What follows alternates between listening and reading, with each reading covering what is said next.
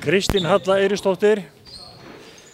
Kristín, það liggur á móti Fjölni núna á föstudagskvöldið. Það áður en við förum aðeins inn í þann leik, þá langum við að rukka síðasta leik sem var á móti toppliði Skallagríms. Þið strídduð þeim heldur betur.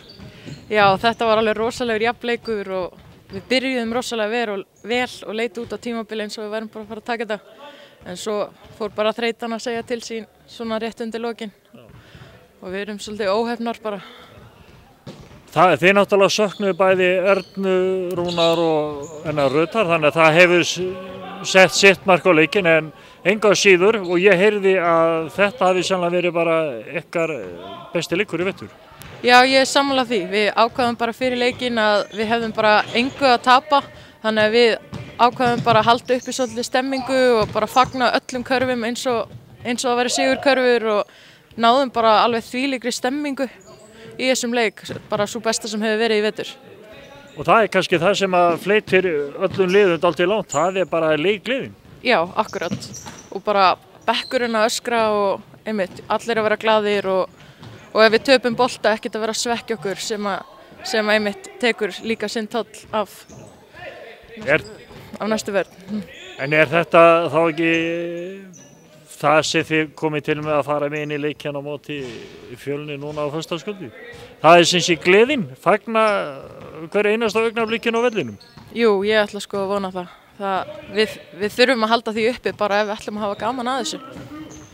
Fjölnir náttúrulega lið sem að þið eru búin að spila tvisvar við í vetur og unnið þá báða.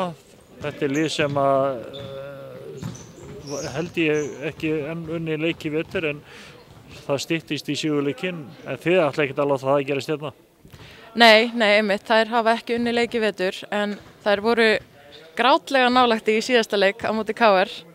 En já, þær eru búin að bæta við sig, þær eru búin að fá stelpu frá Haugum sem alveg mjög góð og svo sá ég að það var eina að byrja aftur en ég hef ekki síðan að spila ennþá samt. Þannig að við megum alls ekki vera með neitt vanmat, bara alls ekki. Þannig að þið verður bara að mæta til leiks eins og þið sé að mæta jafningum og það þannig að sé allir jafningjar inn á vellinu, þannig að þið verður að hafa varan á. Já, klárlega, ég meina öll lið geta unnið hvaða lið sem í þessari deild á góðum degi, sko. Þannig að, já, við verðum bara að mæta jafn peppaðar og við vorum í síðasta leik á móti Skallagrími. Og vona bara að styttist í sigurleikinn á Fjölni, að komið bara gegn einhver öðru liði. Já, akkurat. Bara sé ekki við.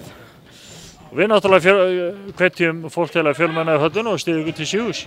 Já, auðvitað. Þetta verður vonandi spennandi leikur og þetta tvíhöfði, þannig að það verður bara spennandi dagur í höllinni á föstudaginn. Þetta verður kannski skrítið fyrir því að þú náttúrulega leggst nú hérna árum áður með okkur og svo skarfstu í Fjölni, þannig að þetta nú lið sem þú þekkir aðeins. Já, ég þekki núna bæði lið, þannig að ég þekki flestar en það hafa samt margar dottið út síðan að ég var. Þannig að ég þekki liðið mjög vel. Það verða engin sérstök vinabönd þarna inn á vellinum, það ekki bara að finna eftirleik? Já, það bara eftirleik. Gangi ykkur vel. Takk fyrir.